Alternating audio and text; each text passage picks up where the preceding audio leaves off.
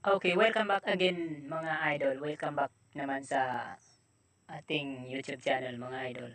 So, ang ituturo ko naman sa inyo mga idol, sa mga hindi pa dyan nakakaalam, ay kung paano i-solve ang problema sa ating mga cellphone na nag-i-storage o nag-i-internal storage. So, nagtataka ka kung bakit halos nabura mo na lahat ng laman ng cellphone mo ay internal storage pa rin ang sinasabi ng iyong cellphone. So kung makikita niyo idol, yung cellphone ko ngayon, nagdedeklara na siya na internal storage is running low. So ibig sabihin, yung cellphone ko mga idol, puno na siya. Pero kung makikita natin sa video, kaunti lang talaga yung video na mayroon dito sa cellphone ko. Dahil nabura ko na lahat ng mga cellphone na may malalaking capacity. So, ipapakita ko sa inyo ngayon mga idol. Ituturo ko sa inyo sa mga hindi pa nakakalam kung paano i-resolve ang ganitong problema sa ating mga cellphone. So, itong isang video mga idol, ibubura natin ito. Try natin ito ibura. Punta tayo doon sa gallery. Sana ba yan? Ito na siya ngayon mga idol.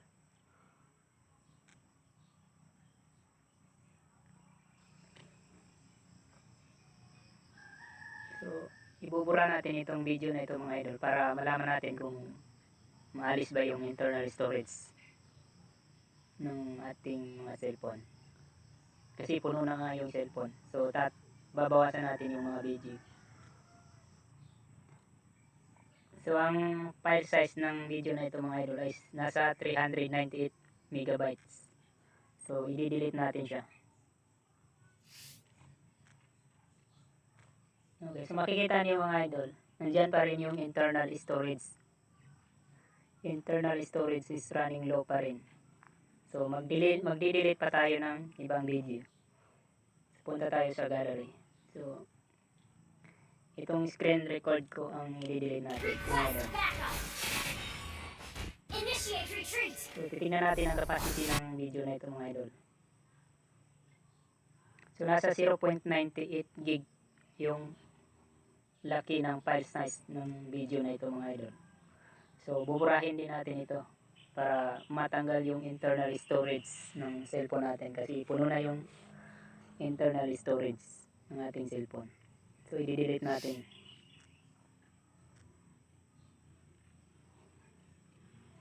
Okay, so kung makikita niyo idol, nandyan pa rin yung internal storage is running low. Ayaw pa rin mawala. So, ang gagawin natin idol, pipindutin natin yan. Kaya yan. So, kung makikita niyo mga idol, yung guhit na color blue, masyado na mahaba.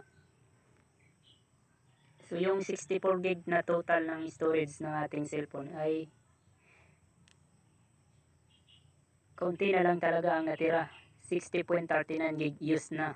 So, ibig sabihin, masyado nang maliit yung natira kaya siya nag-internal storage. So,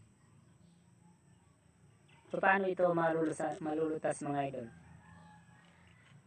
So, punta tayo sa may file manager.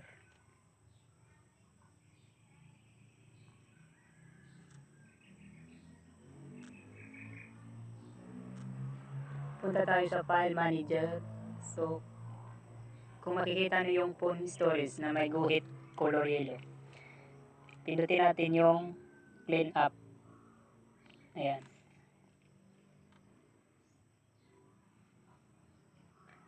Kasi nga kahit nabura na yung mga video, full storage pa rin.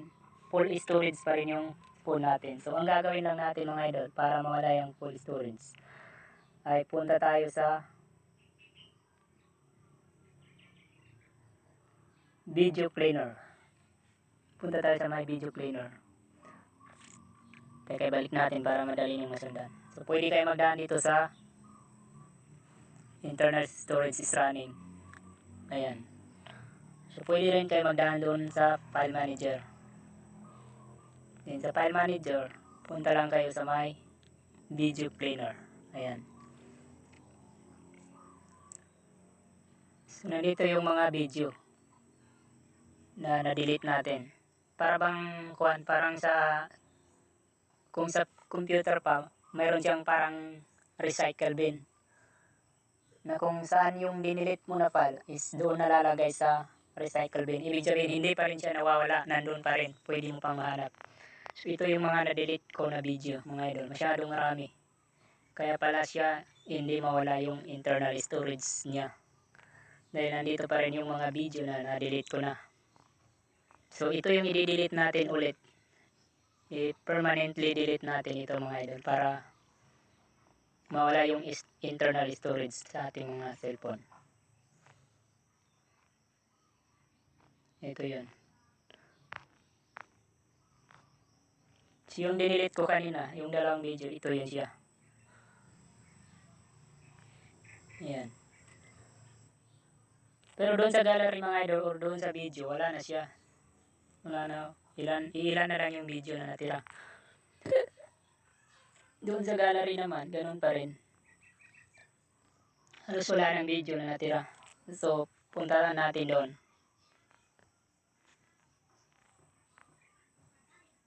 Punta tayo sa may video cleaner.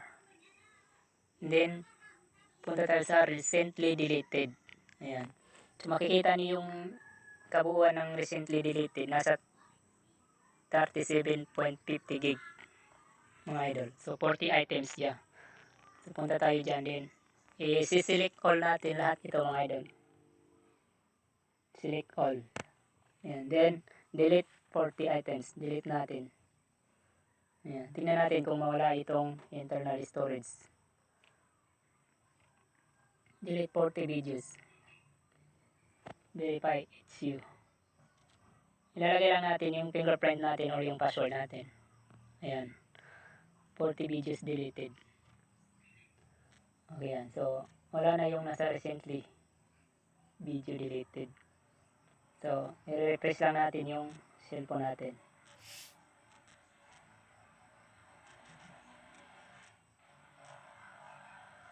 Okay yan.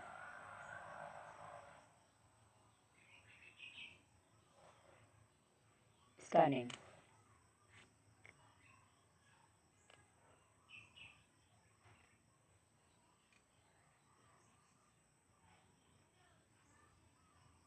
Mayroon pa sa photo cleaner. Oh, kung makikita niyo mga idol, wala na yung nag-disappear na yung running storage.